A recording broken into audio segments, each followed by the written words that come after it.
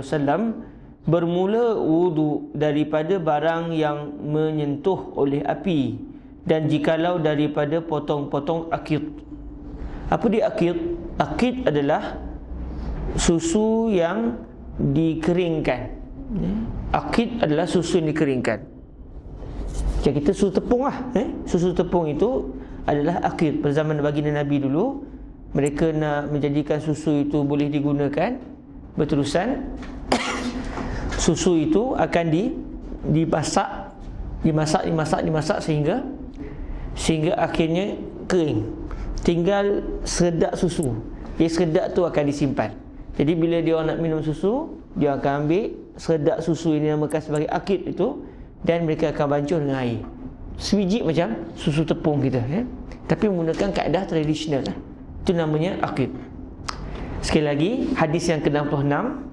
An Abi Hurairah radhiyallahu taala anhu qala Rasulullah sallallahu alaihi wa alihi wasallam, al-wudu mimma massatin naru walau min thawrin akid. Daripada Abi Hurairah katanya telah bersabda Rasulullah sallallahu alaihi wa alihi wasallam, bermula wudu daripada barang yang menyentuh oleh api, dan jikalau daripada potong-potong akid. Babul wudu mimma ghayyaratin nar.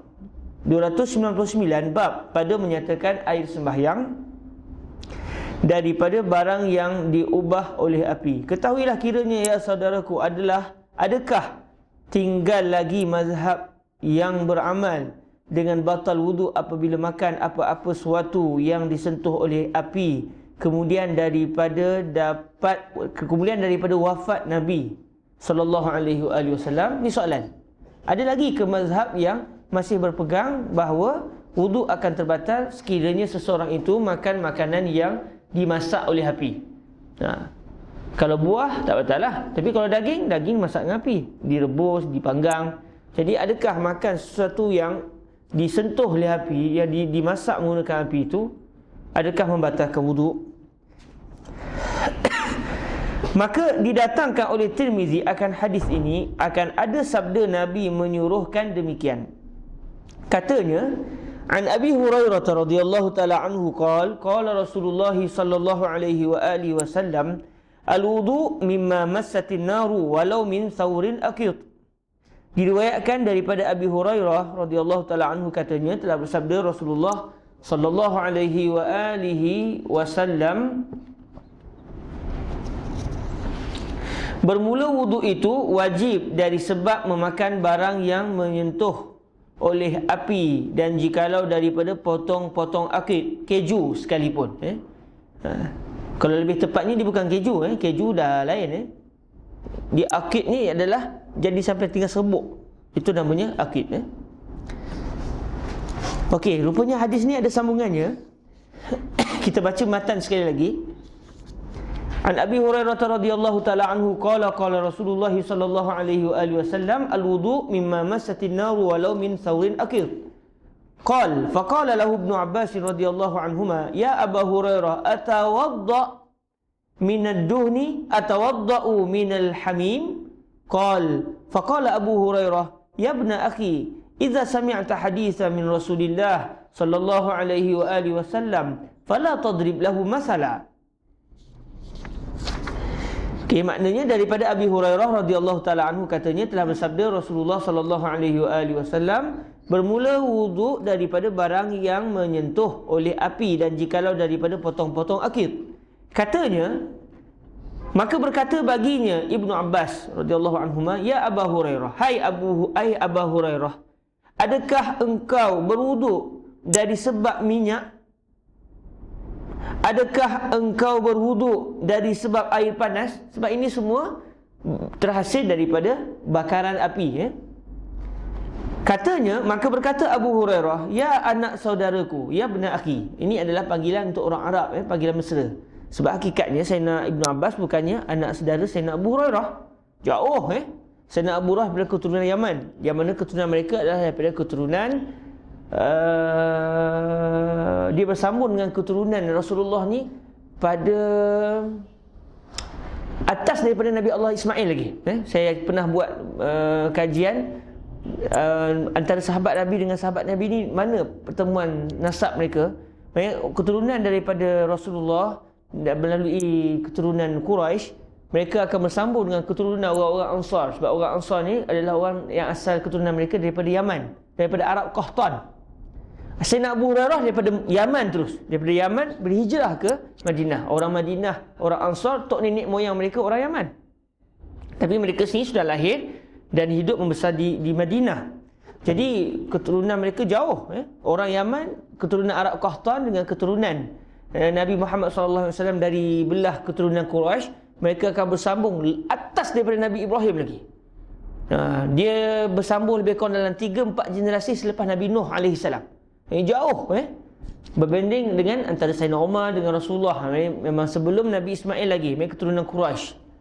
Jadi anak saudara di sini adalah panggilan untuk orang yang mereka ni satu lapis. Ya bna akhi, wahai anak, ya bna akhi, wahai anak saudaraku. Maknanya kalau orang tu muda sikit daripada kita panggil ya bna akhi. Kalau dia satu level dengan kita, ya bna ammi, wahai anak pak cikku. Macam kita ni sepupu lebih kurang. Contoh macam saya dengan tuan-tuan, ya bna ammi. Tapi kan saya tua sangat. Kalau tak tua sangat kira ya bna ammi kan. Tapi kalau tua sangat ya bna akhi lah.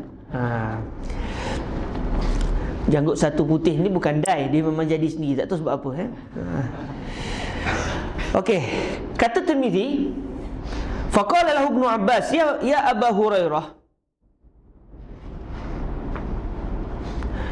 ya bna akhi, ya anak saudaraku, apabila engkau dengar satu hadis daripada Rasulullah sallallahu alaihi wasallam, maka jangan datangkan baginya perumpamaan.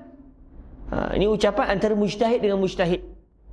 Seorang mujtahid dengan mujtahid, mereka tak apalah nak bermunakasyah dan sebagainya. Tapi bagi kita, bila datang hadis, datang kalam Imam Syafi'i, yang dipeganglah kalam Al-Imam Syafi'i selaku mujtahid, mana boleh kita nak pegang kalam Syafi'i ke pegang kalam Rasulullah?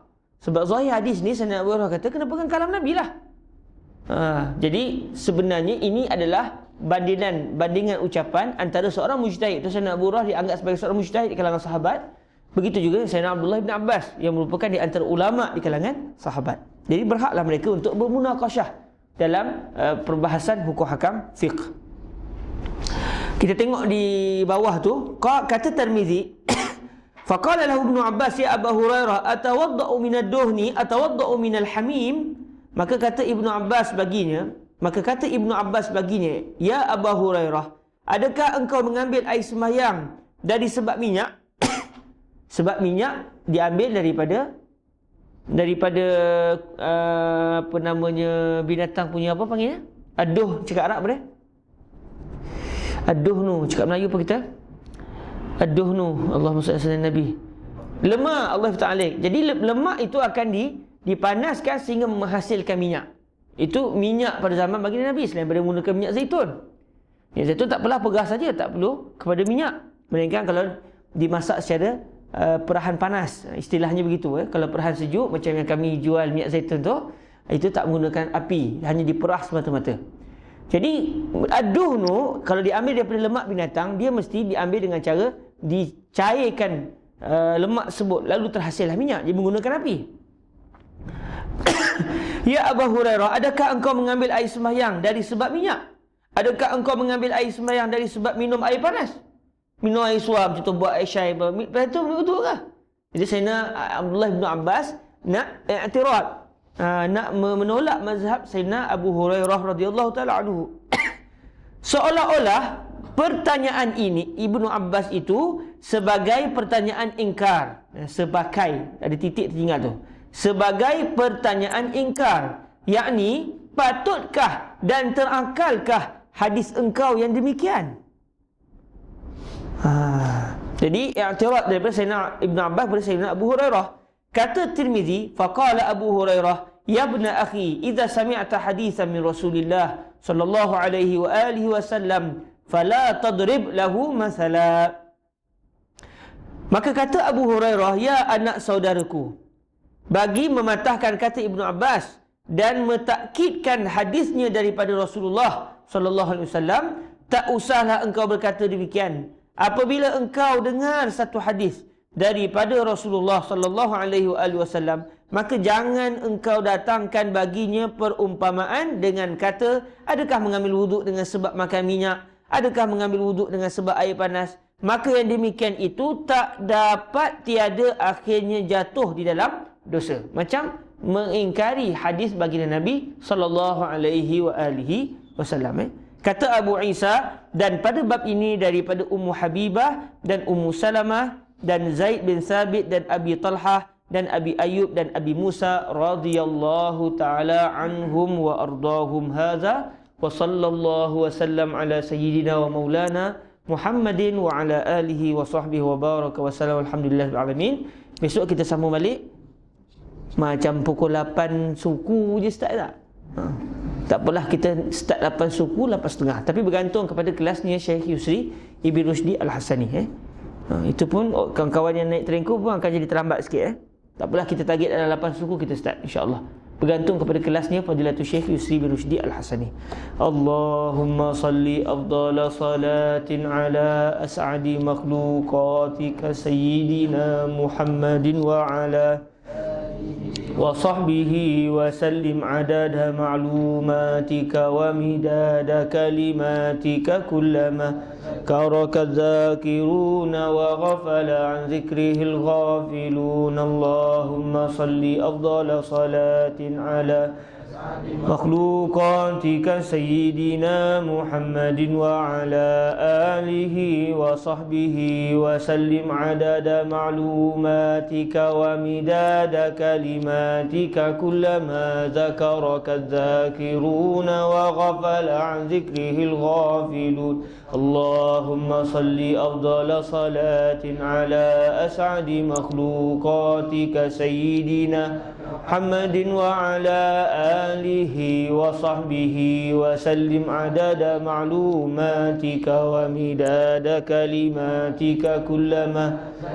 kadzakiruna wa ghafala an zikrihil ghafilun. Allahumma ja'alna min ibadikal muttaqin wa ja'alna min ibadikal salihin warzuqna fahman nabiyyin wa hifzal mursalin wa ilhamal malaikatil muqarrabin wa sallallahu ala sayyidina Muhammad wa ala alihi wa sahbihi wa baraka wa sallam alhamdulillahi rabbil alamin. Subhanakallahumma bihamdik asyhadu an la ilaha illa anta astaghfiruka wa atubu ilaik. Bismillahirrahmanirrahim. Wal 'asr innal insana lafi khusr illa alladhina amanu wa 'amilus salihat wa tawasaw bil haqqi wa tawasaw bis sabr. Assalamualaikum warahmatullahi wabarakatuh.